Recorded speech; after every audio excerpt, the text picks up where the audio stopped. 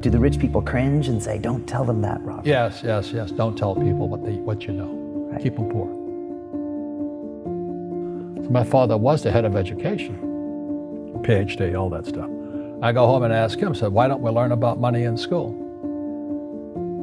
And he looked at me and says, because the government doesn't let us teach that subject. The government tells us what we can teach and what we can't teach. And I thought that was strange. And I said, but aren't we going to school to learn about money? He says, no, your job is to get a job. I said, but you get a job to earn money. He goes, no, you're supposed to just get a job. And I went, no. Isn't the purpose of a job to earn money? He goes, you're correct. I said, so why don't I just learn about money? I can skip the job part, you know? And he got flustered and he said, if you want to learn about money, why don't you ask your best friend's father about money? And I said, why? That's Mike. So why ask him? He says, because Mike's father is an entrepreneur. And I said, what are you? He says, I'm an employee. I'm a government employee. I went, oh, what's the difference? He says, the difference is an entrepreneur must know about money, or they're no longer entrepreneurs. And he says an employee doesn't have to know anything about money, because the government will take care of them, the company will take care of them. So I'm all confused. But I took my dad's advice and I trundled over to Mike's father's office and knocked on his door and I said, hey, I'm here, 9 years old. Teach me about money. He says, beat it, kid, you know. But that's where the story of Rich Dad, Poor Dad started. And finally, through persistence, my rich dad started teaching me about money on one condition. And that condition was he would never pay me. He says, the moment I pay you, you think like an employee. He says, that's the trap. Entrepreneurs work for free. And now I'm 9 years old, my head's going cracking in half. He says, you never want a paycheck. You understand that, kid? I said, okay, I got it. And he says, well, how do I make money? He says, that's what entrepreneurs figure out. It's like, so how do I learn about money? So he would just break out a Monopoly game board. So I would work for free. I'd pick up cigarette butts, and he had hotels and restaurants, and I would clean and do menial tasks. And as I got older, I started getting into office work and marketing and accounting, and I was an apprentice basically, but I always worked for free. And he would teach me about money, but the way he taught me about money was playing Monopoly. And finally one day I got upset. I said, well, when are you going to teach me about money? He says, what do you think we're doing? We're playing Monopoly. He goes, no. What do you think we're doing? We're playing Monopoly. He says, what do you think we're doing? So I don't know. I'm teaching you about money. And then that's when, you have one green house. He says, there's many formulas for great success in money. There's thousands of them, but one of the best ones is found on the game of Monopoly. It still is today. 4 green houses, 1 red hotel. I said, what?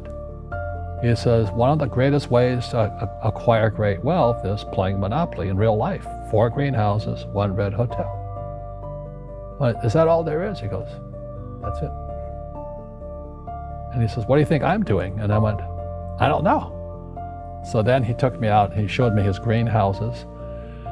And 10 years later, when I was 19, I was now in school in New York, and I come back to Hawaii, and Rich Dad had bought the biggest piece of land smack dab in the middle of Waikiki Beach. And when you go to Waikiki Beach today, you'll see the Hyatt Regency Hotel. That was his hotel. Just like the game of Monopoly. Just like the game of Monopoly. Acquired assets and they became bigger assets. He just kept what's called an assemblage, because that property wasn't that big at the time. So he had to buy out all the small guys. Because Waikiki was a little dirt water little town. So he'd buy out this shop owner and buy that shop owner. And it took him a while, but he finally assembled this large piece of property. And then he and Hyatt put up this giant hotel. It just sold for $800 million. So that's how I learned about money.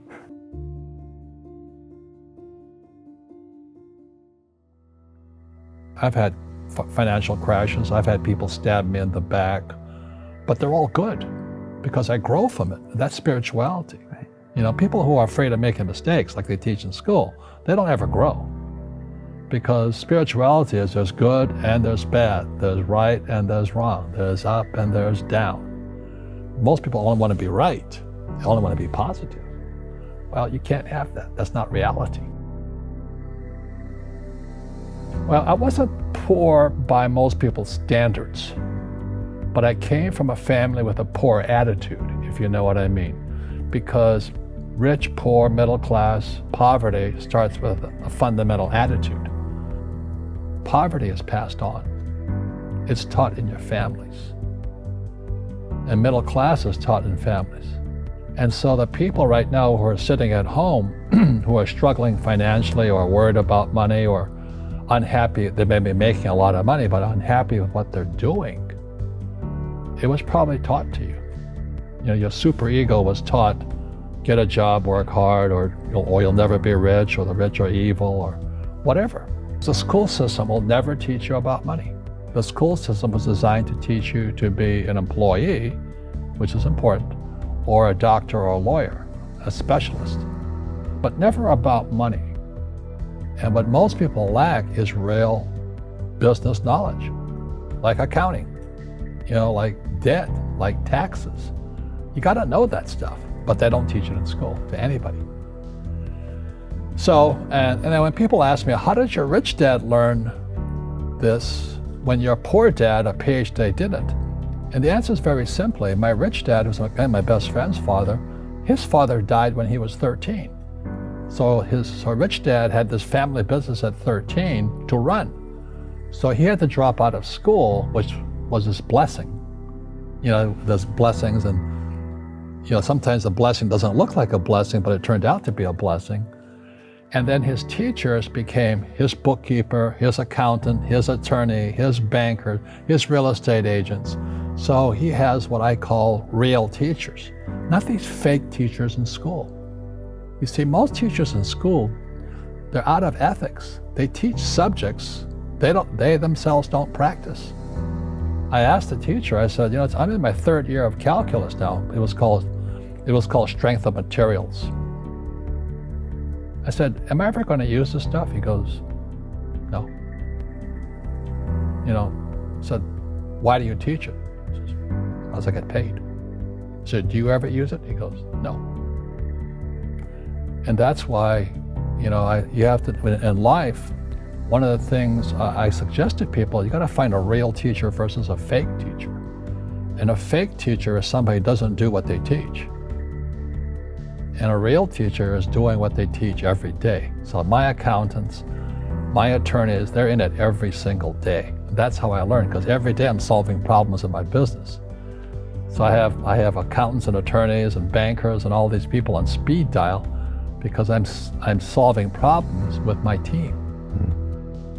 I see you giving this knowledge out, and Yeah. do the rich people cringe and say, don't tell them that, Rob? Yes. Don't tell people what you know. Right. Keep them poor. But you know, unfortunately, the poor, as was in the Bible, I'm not real religious, the poor will always be amongst us because it starts up here. Right, it's that fear mentality. It's in their words, you know, and the words become flesh. Again, I'm not really religious. I flunked out of Sunday school also. But when they say I can't afford it or I can't do that, they go down. They become what they say. My PhD daddy says, what do you think I am, made of money? I can't afford that. And my rich dad would say, that's why he's poor. Poor people say, I can't afford it, I can't do that, I don't have time. Because it's an escape. It's an escape, you know what I mean? It's easy to say, I can't afford it. And your rich dad used to say what instead of, I can't afford it? How can I afford it? How can I do that? You know, what would it take, or why should I do that? He says that a question opens the mind, a statement closes the mind. See, when you say, I can't afford it, your mind shuts down, and you become what you say. Rugby is a team sport, but so is soccer. The rules are different. And other people are golfers. They play by themselves. And so everybody's different. So my game financially is business, number one. Second is real estate. So what I say to young people is, you find your game. You guys will find that you have passions, and having a passion is a gift. I think we all have passions, and you don't get to choose them. They pick you, but you have to be alert to them. You have to be looking for them. And when you find your passion, it's a fantastic gift for you because it gives you direction, it gives you purpose. You can have a job, or you can have a career, or you can have a calling. And the best thing is to have a calling. And if you find your passion, you'll have that, and all your work won't feel like work to you. Many kids and many grown-ups do figure out over time what their passions are. And sometimes we let I don't think it's that hard. I think what happens though sometimes is that we let our intellectual selves overrule those passions. And so that's what needs to be guarded against. My job, one of my jobs as the leader of Amazon, is to encourage people to be bold. And people love to focus on things that aren't yet working. And that's good, it's human nature. That kind of divine discontent can be very helpful. But it's incredibly hard to get people to take bold bets. And you need to encourage that. And if you're gonna take bold bets, they're gonna be experiments. And if they're experiments, you don't know ahead of time whether they're gonna work. Experiments are by their very nature prone to failure. But big successes, a few big successes, compensate for dozens and dozens of things that didn't work. So, bold bets, AWS, Kindle, Amazon Prime, our third-party seller business, all of those things are examples of bold bets that did work, and they pay for a lot of experiments. I've made billions of dollars of failures at Amazon.com, literally billions of dollars of failures. And you might remember Pets.com or Cosmo, or give myself a root canal with no anesthesia very easily. None of those things are fun, but they don't matter. What really matters is companies that don't continue to experiment, companies that don't embrace failure. They eventually get in a desperate position where the only thing they can do is make a kind of Hail Mary bet at the very end of their corporate existence. Whereas companies that are, making bets all along, even, big bets, but not bet the company bets. I don't believe in bet the company bets. That's when you're desperate. That's the last thing you can do. It's not, you could be out of work and have terrible work-life balance. Even though you've got all the time in the world, you could just feel like, oh my God, I'm miserable, and you would be draining energy. And so you have to find that harmony. It's a much better word. And I think for most people, it's about meaning. People want to know that they're doing something interesting and useful. And for us, because of the challenges that we have chosen for ourselves, we get to work in the future, and it's super fun to work in the future for the right kind of person. You need to be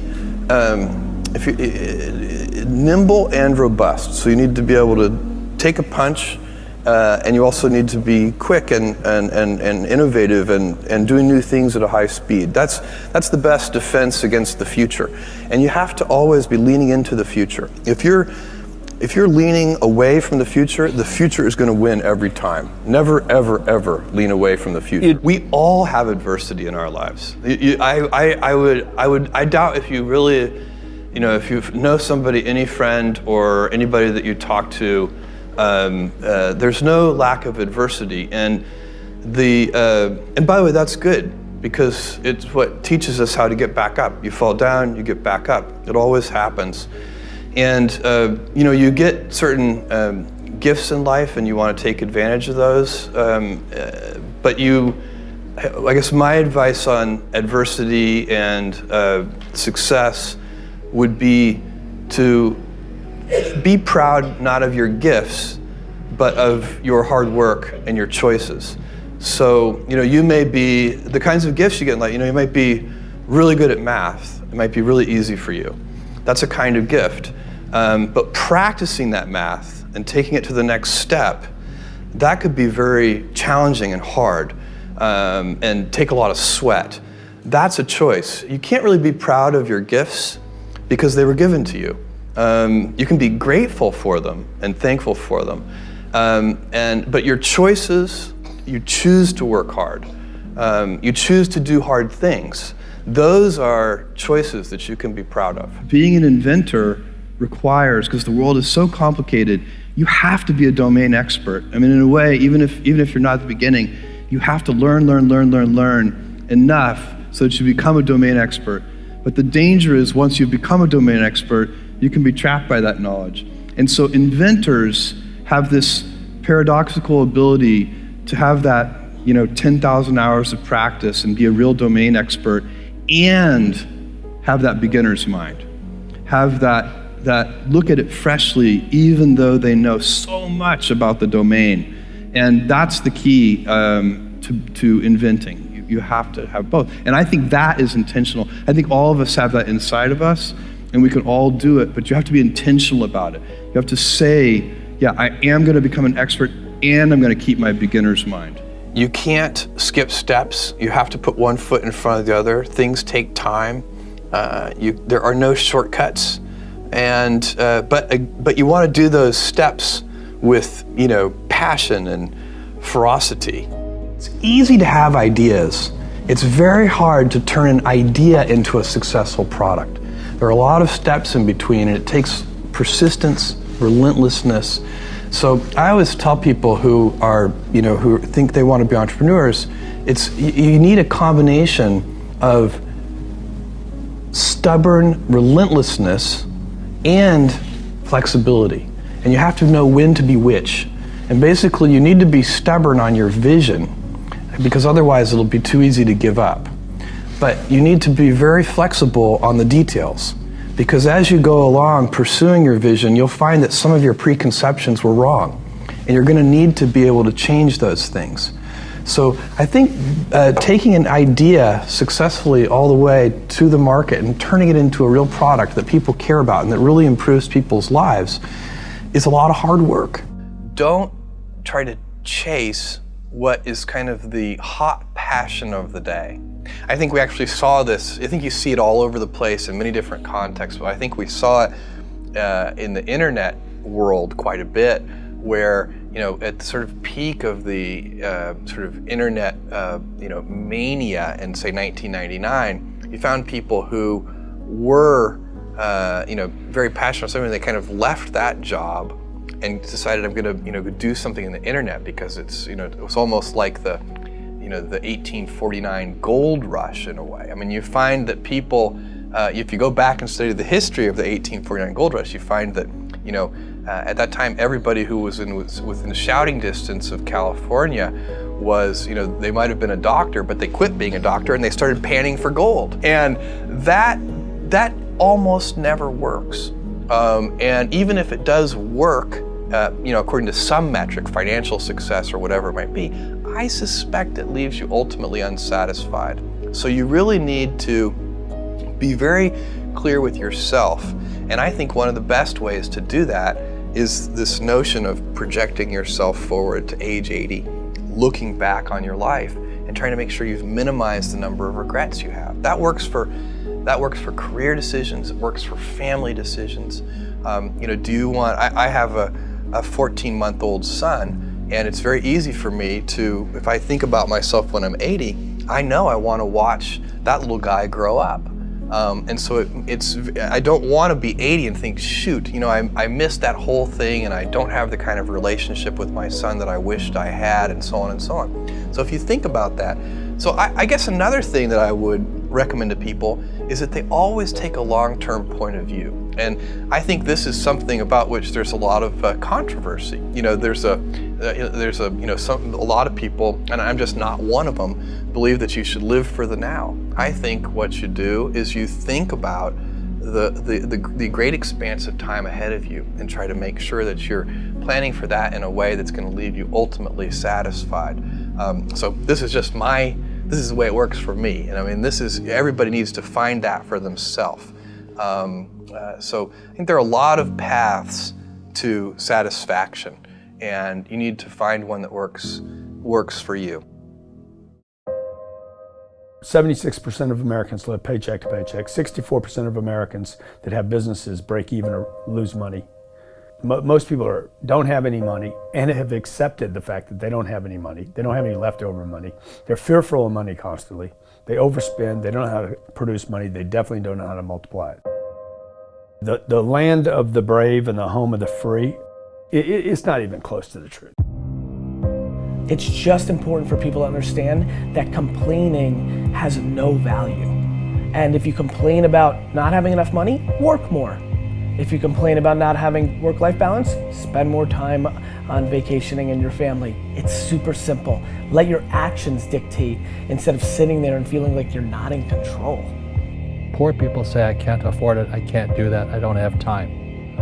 It's an escape, you know what I mean? It's easy to say, I can't afford it. Oh, I'm too tired. Oh, I can't go to the gym. You know, when you could go to the gym, but no, I can't. Truth is, I'm just too lazy to go to the gym. Money doesn't have value, right? And this is an important thing that most people don't immediately understand, is that money itself doesn't have value. Money is a vector for transmitting value. It's how you express value. But the value isn't in the money, it's in the product or service you bought with it, and it's in the labor you gave in order to acquire it in the first place. That's where the value comes from. There's nothing intrinsically valuable in the money. You shouldn't put money in a house, you should put money in your brand. You should put money in the marketing. You should promote yourself, not put money in where you and the kids live. Right. Why is that a mistake?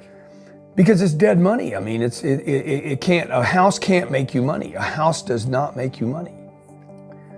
The only reason people think a house makes them money is they're comparing it to, if I rent, that costs me money. But, you know, if you need to go to a hospital, you don't buy the hospital. You rent a bed to get out of there as fast as you can.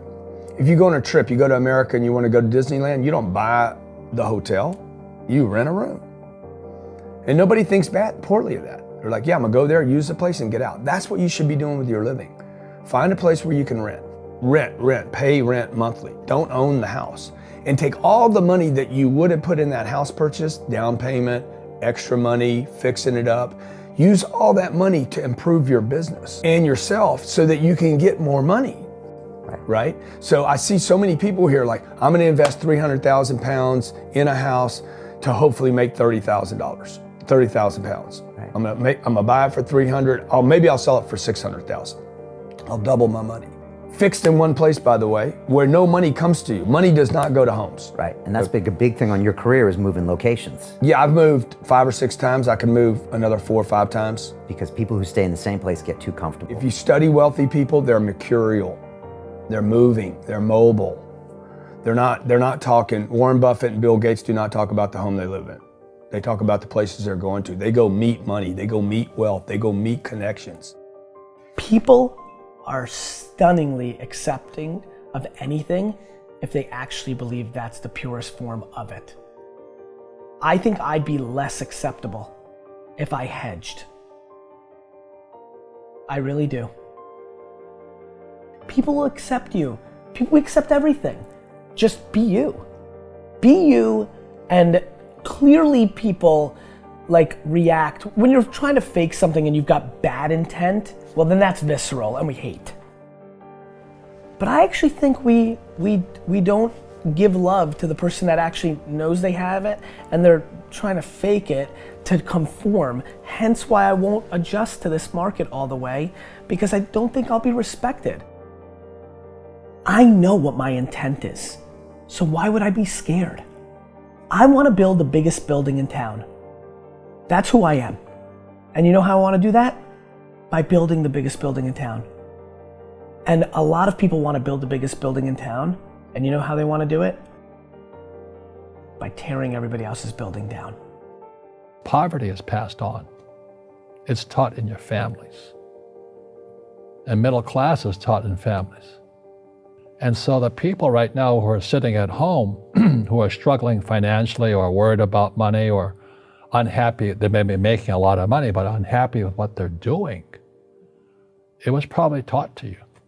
You know, your super ego was taught, get a job, work hard, or you'll never be rich, or the rich are evil, or whatever. And until you change your mindset, Correct. Money won't help you, right? Correct. And we see that with people that win the lottery, people that make more money, they still have the same problems. Right. Because they have that poor man's soul. Correct. If you're poor, you'll always be poor. That's really hard for people to understand. Yeah, the money will disappear that fast. Just like most pro athletes, you know, they make millions of dollars and but 65% are bankrupt 5 years later, it's because they come from poor families. Now you tell them that, they get very angry at you. It's not, it's the rich fault. You know, it's you guys ripped me off and government ripped me off. But unfortunately, what Mr. Lipton was saying, it's passed down genetically. That's the frightening thing. And it's interesting when you commit to something, little gifts just start automatically showing up. It's a phenomenal thing. It's happened my whole career. When I fully commit, somebody will bring me something. Okay. And then look, then keep your eyes open. And by the way, the package may come wrapped in a package you weren't thinking about. Hard work.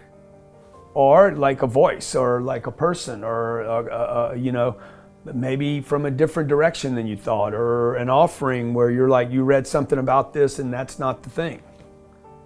Like all throughout my career, it's come in weird kind of ways. If you ask for help and somebody shows up at the door, maybe invite them in. Okay. Regardless of what the packaging is or what you've heard about it or whatever. That's really been beneficial to me. Okay. How old are you? 44. I'm 40. Do you know how young we feel? When you were 26, did you ever think that this is what 44 felt like? No. You thought that was finished? Yeah. How old are you? 29. Like, you think a 40-year-old, like, when I was 25 years old, I thought a 40-year-old was finished. I don't even feel like I'm starting. Right? Yeah, but when I was 26, I was in a rush. I understand. And all of those guys and girls on the streets last night, when you say that to them, like their face kind of goes blank, because all the stuff they watch, MTV, music videos, this, it's all about the bling now and the this now and the this now. You know, and MTV's tamed. You start following people on Instagram and it's a disaster. They're all pushing like, you know, it's all about champagne and private planes and you can get it too and just sign up for my course, like, and everybody's falling for it. So I'm coming out and first of all, I want to be historically correct. Nobody in 100 years is going to watch that video and say that I was full of crap. I like that. Right? Number two, I want my legend to grow. I'm always fascinated by politicians and world figures. Like Winston Churchill, his brain continues to grow, right? I want that. When I'm dead, I want to be in the ground at peace knowing my legend's growing. Like I want that. I want that in the business world. And so I'm giving real advice, and real advice looks like this. When you're 19 and you can spend 7 full years learning your craft, meeting people that are mentors, being patient, and you wake up and you're 26 years old, you have your entire life in front of you and you've done great foundational work to go on and then be successful. You know, I have bad luck too. I've had financial crashes. I've had people stab me in the back, but they're all good because I grow from it. That's spirituality. Right. You know, people who are afraid of making mistakes like they teach in school, they don't ever grow.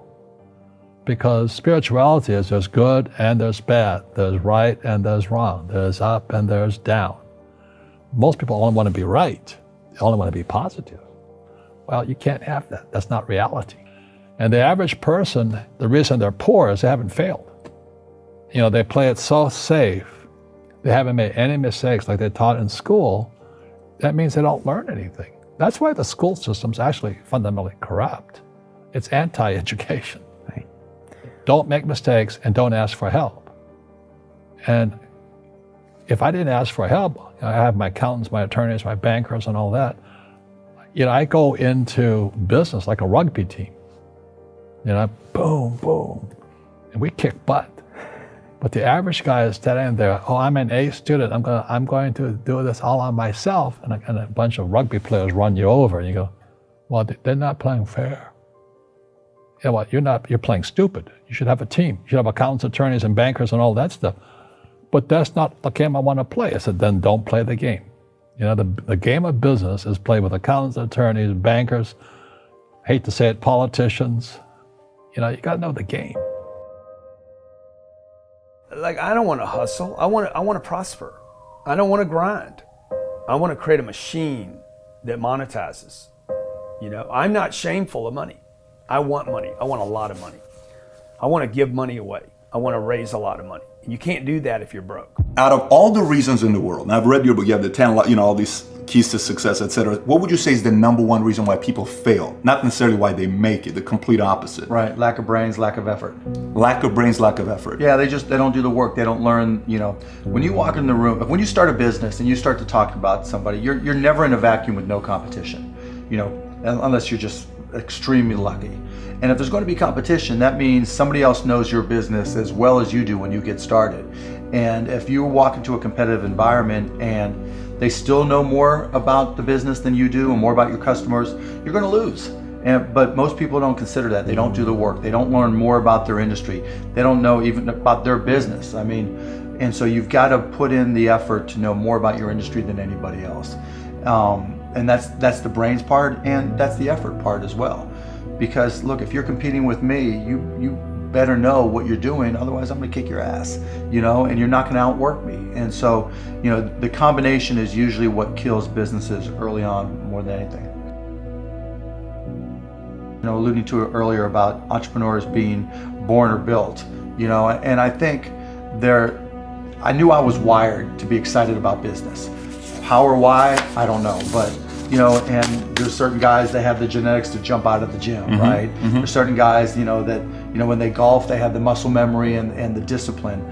Dirk Nowitzki may not be the most talented guy in the NBA, but his discipline and his focus to do what's necessary to be successful, he's willing to do, and combine it with being 7 feet tall and being skilled, it makes him an amazing basketball player. So it's understanding what your skill set is, finding the right place to use those skills, and then going for it. Will that make you 250 grand? It depends if you pick the right industry. But whatever industry you pick, if you outwork everybody, if you try to be a little smarter than everybody, if you try to be a better salesperson than everybody, if you try to be better prepared than everybody, you've got your best chance. Because if you don't do it and somebody else does, I have the saying, work like someone's trying to take it all away from you. I actually work like someone's spending 24 hours, working 24 hours to take it all away from you. And that's kind of the way I look at it.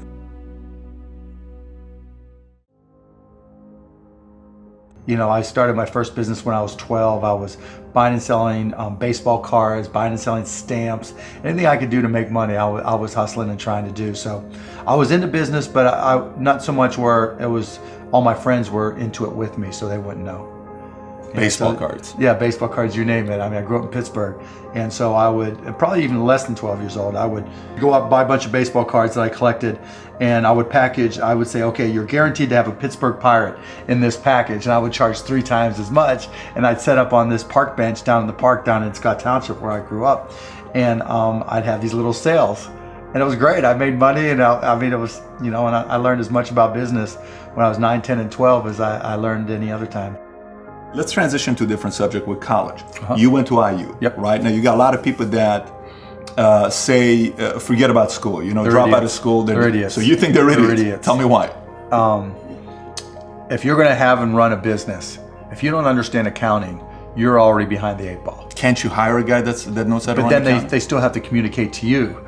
Your accountant might tell you you're profitable, but your cash is going down. Not understanding a breakdown. And when you don't, You think you need college to learn that? yeah, I think you do, right? Because it may not, for some people, look, if you're so self-motivated that you can take an online course in accounting and teach yourself everything, you're way ahead of the game anyways. But most people aren't. I don't care if you go to a community college and take accounting and spend $99 for the class.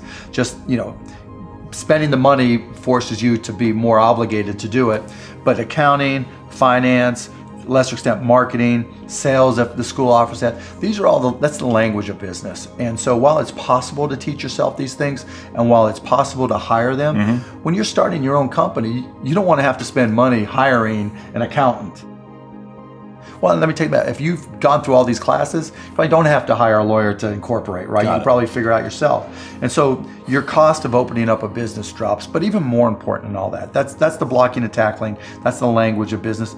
The thing I learned at Indiana that was more important than anything else, I learned how to learn. And learning became far more important to me, because the one certainty in business is that it's always going to be changing. If you're not always learning, to this minute, if I'm not continuously learning, if I'm not just absorbing as much as I can absorb, someone else is going to kick my ass. right? So you talk about paranoia. The greatest source of your paranoia should be knowledge. If someone else knows more than you do, and if you're not learning, if you don't know how to learn, if you don't have a thirst for learning and acquiring information, you're SOL. So do you think, like, let's just say if we put 10 guys here, you interview them, okay? You could, within a 5-10 minute interview, say, this dude's not gonna make it as an entrepreneur. Yeah, I mean, I can typically tell, right? I can tell but by their passion, I can tell by their focus, I can tell by their preparation. You know, there's a whole realm of things in any business. Here, you know, here's the business you're in, and here's 1,000 things that influence whether or not you're going to be successful. You know, through my experience in businesses, I can put myself in his position and say, okay, here are 900 of the 1,000 things he has to be aware of, and then go through and ask. And by how many of those or her issues they've been able to address already, that kind of gives me a sense of how hard they're willing to work. You know, and I can tell by the questions they ask me. So all I have to do is say, okay, what do you want to know? And, you know, when they start saying, what should I do? They ask you. Yeah, you know, and that's fine, right? And I want them to ask questions, but, you know, people like to say, you know, the only stupid questions are the ones you don't ask, and that's not right, right? Because the questions you ask tell whoever more about you than anything else you do. Because in particular, it tells me about your preparation.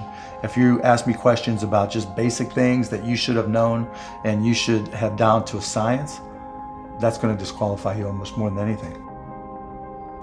Do you think there needs to be a healthy level of paranoia? Oh, absolutely. There needs to be. Oh, yeah. I mean, I always say, you know, for every one of my businesses, I say, what would I do to kick my own ass? You're right. So whatever business you have, there's somebody trying to put you out of business. There's somebody trying to take a bite out of your business. And it's better for you to figure out how they're going to do it rather than they do it. And so, yeah, that's being paranoid. And so you have to be paranoid. You have to anticipate other people's next moves, and you can't ever, you know, downplay the competition. I was at a business plan competition this morning at a college, and they were kind of being dismissive of the competition. And so you can't ever do that. You know, they're out there trying to take you down, and they're not just going to sit still. And if you're good, really, really good, you're going to inspire them to work even harder, faster, better. And so you have to be, you know, very self-aware of what you're good at and what other people are good at. And, you know, a healthy dose of paranoia is very helpful. How does one entrepreneur increase the speed in areas that they can increase? There's certain things you can't control. Speed in what way? Speed of growing your business. All right. So how fast can I grow? Yeah, I mean, it just depends. You've got to know your own skill set, right? And you've got to know how that fits within your company's life cycle. You know, some companies are slow grind. And you just have to understand that, and you've just got to bide your time until it starts to click, and then grow with it quickly. You know, if you're trying to release a product that needs to be ubiquitous, you've got to go as fast as you can, and then, you know, release a product, yeah, like a launch. Yeah, and you know, there's a lot of people who will say, you know, perfection is the enemy of profitability, right? And that doesn't mean you have to wait till it's a perfect product. It really just depends on what the product is. It, you know, a barbershop, right? Is it an app? Is it a service? Is it a product? But, you know, the key is looking for the low-hanging fruit. What customers are willing to write you a check or commit to it? You know, so that they're willing to integrate it into their daily lives or integrate it into their daily business. And so getting a commitment either through time or revenue is typically what I look for. And so if I can get a commitment, then I'm going to be able to learn. I'm going to see how they use it. Do they sustain usage? And then once I get the next one, you know, hopefully it came a little bit faster than the first one. Then I can ask for referrals, and then the next one, and I just try to ramp it up. You know, when I bought the Mavs, we had no season ticket holder base. And so literally it was a matter of just putting a list of former season ticket holders in a white pages back then, you know, on my desk next to my phone and making phone calls. You? Yeah, me. Yeah, because if I'm not going to do it, how can I expect someone else to do it, right? So just get on the phone. Hey, this is Mark Cuban. I'm the new owner of the Dallas Mavericks. You know, I'd like to invite you back for again. It's not though. This is my business. But you can't get regular sales guys or something to make those calls once they get to a quarter. You're a guy that's a billionaire. You're making those calls. But that's all, you know, and that's fine and good, right? Because everybody's got their own goals, right? But still, I don't want anybody at the Mavs to be able to say, well, he's not willing to do the work, right? There's, you know, if I walk around, I'm picking up all the papers. I'm not saying go get that picked up. I'm like, okay, that's trash. I'm picking it up. But in terms of speed of growth, it's really, you got to get that first customer first. And then when you get that first, what did you learn? Reiterate, get that next customer. And then hopefully as you learn more and more through the process, then the next one comes by even faster. SpaceX's lack of experience, $1.6 billion, could compromise safety. Armstrong testified against commercial spaceflight. No, I wish they would come and visit and see the hardware that we're doing here. And I think that would change their mind. You know, those guys are heroes of mine. There are many more ways to fail than to succeed. For a rocket, there's like 1,000 ways a thing can fail and like one way it can work. You could have a lot of rocket failures. The first stage. Lift off of the Falcon 9 rocket. 3, 2, 1. What I'm trying to do is to make a significant difference in spaceflight and help make spaceflight accessible to almost anyone. There need to be reasons to get up in the morning. You know, life can't just be about solving problems. Otherwise, what's the point? There's got to be things that people find inspiring and make life worth living. If somebody is doing something that is useful to the rest of society, I think that's a good thing. Like, it doesn't have to change the world. Like, if you're doing something that has high value to people, I think that's fine. Like, stuff doesn't need to be changed the world just to be good. Depending upon how well you want to do, and particularly if you're starting a company, you need to work super hard. And I mean, if you do simple math, say like, okay, if somebody else is working 50 hours and you're working 100, you'll get twice as much done in the course of a year as the other company. I am somewhat impulsive, and I don't really want to try to adhere to some CEO template. A natural human tendency is wishful thinking. A challenge for entrepreneurs is to say, well, what's the difference between really believing in your ideals and sticking to them versus pursuing some unrealistic dream? That is a really difficult thing to tell you. Can you tell the difference between those two things? I think certainly being focused on something that you're confident will have high value to someone else, and just being really rigorous in making that assessment. I think certainly extremely tenacious, and then just work like hell. I mean, you just have to put in, 80 to 100 hour weeks every week. I mean, I think it's like quite painful and difficult. So all those things improve the odds of success. I came to the conclusion that if we can advance the knowledge of the world, if we can do things that expand the scope and scale of consciousness, then we're better able to ask the right questions and become more enlightened, and that's really the only way forward. That's unreal. Space is hard, and rockets tend to fail, unfortunately. Even when you've got like a lot of really smart people working super hard to minimize the probability of failure, it's still there, and it's quite significant. And people have asked me like, well, why are rockets especially hard? Part of it is like everything has to work the first time. Like you can't do a recall, you can't patch it. It's like 9 minutes to orbit or it's over. You can never test the rocket completely in the environment that it's actually going to experience. You can't fully recreate something that's moving super fast in a vacuum on the surface of Earth. Like, you can only really recreate that in space.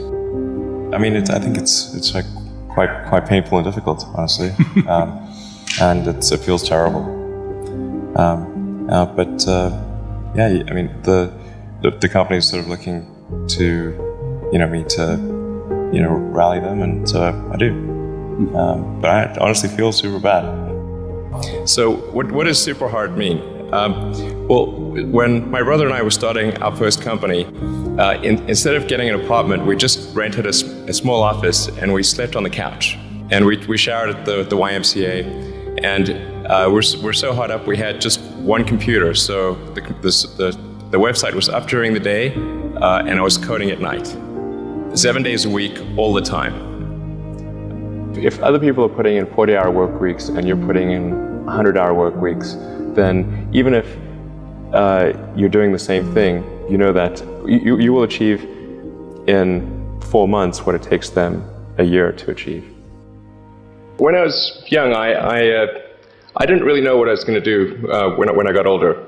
People kept asking me, but then eventually I thought that the idea of inventing things would be really cool. And the reason I thought that was because I read a quote from Arthur C. Clarke, which said that a sufficiently advanced technology is indistinguishable from magic. And that's really true. If you go back, say, 300 years, the things that we take for granted today would be, you'd be burned at the stake for. Being able to fly, that's crazy.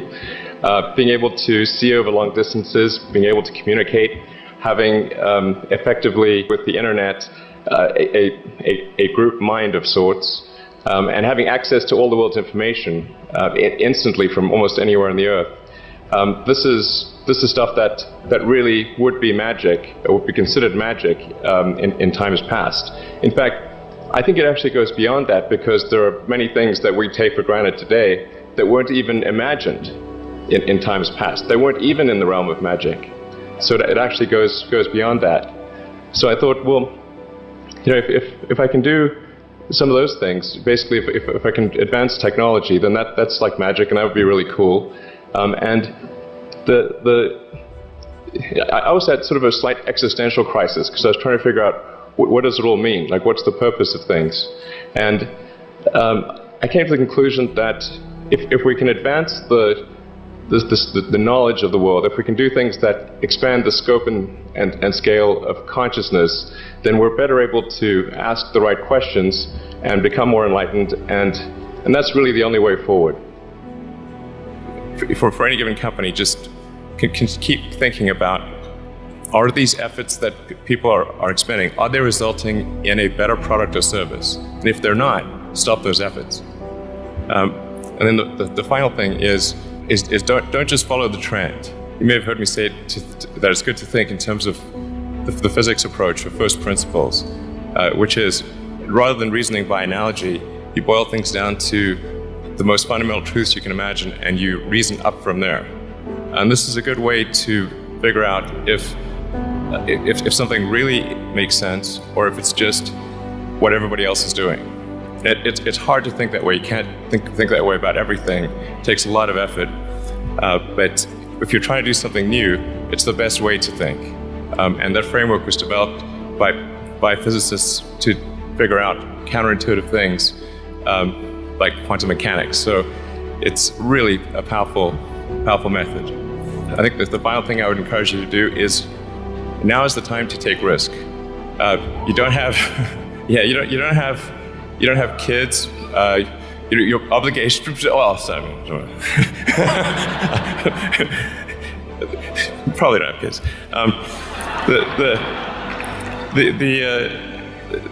But as you get older, your obligations increase. So and once you have a family, you start taking risk not just for yourself, but for your family as well. It gets much harder to do things that might not work out. So now is the time to do that before you have those obligations. So I would encourage you to take risks now. Do something bold. You won't regret it. Thank you.